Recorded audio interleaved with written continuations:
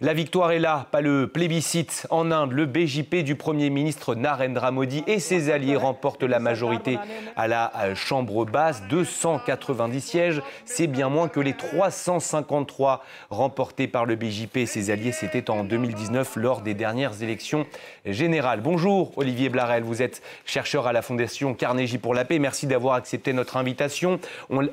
On l'a dit, Narendra Modi n'obtient pas la victoire totale qu'il souhaitait. On sait que les raisons peuvent différer d'un État à l'autre, mais d'une manière générale, comment vous l'expliquez ?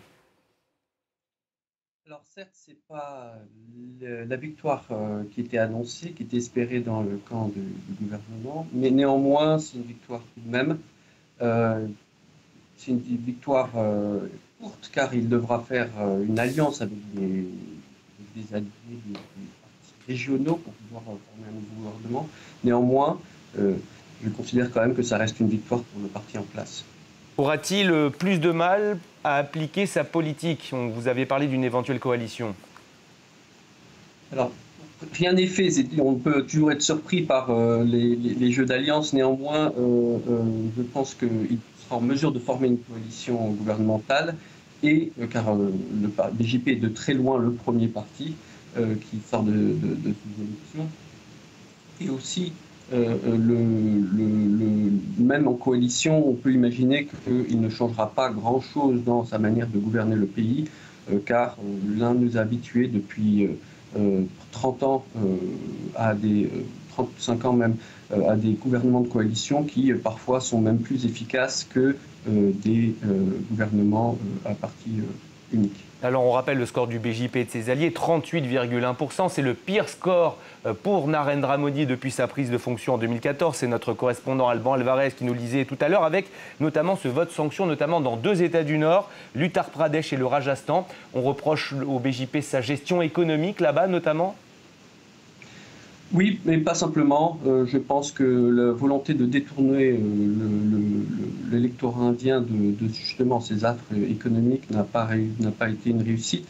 On peut en prendre pour preuve la défaite de son parti dans une circonscription très importante, là où se trouve le temple Ram, qui a été inauguré en janvier, juste avant la visite du président Macron en Inde.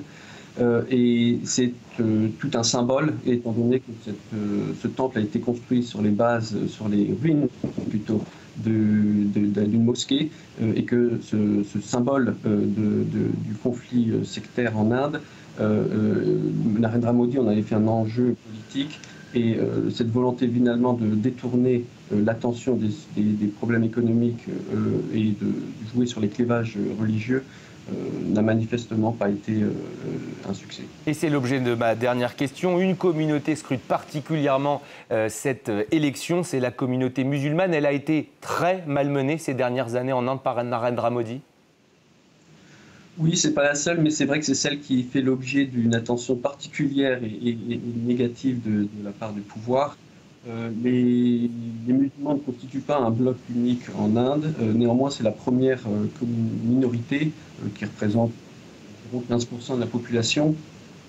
Et dans son idéologie, le gouvernement qui est au pouvoir, son idéologie de l'Hindutva, qui est de créer une identité, une citoyenneté indienne sur la base religieuse, vise à faire des musulmans, mais aussi des autres communautés religieuses, des citoyens de seconde zone. Donc en effet, on peut imaginer que là où elle est forte, c'est-à-dire dans l'Uttar Pradesh, qui constitue le plus grand réservoir de sièges, ces voix ont fait défaut et ont renforcé l'opposition.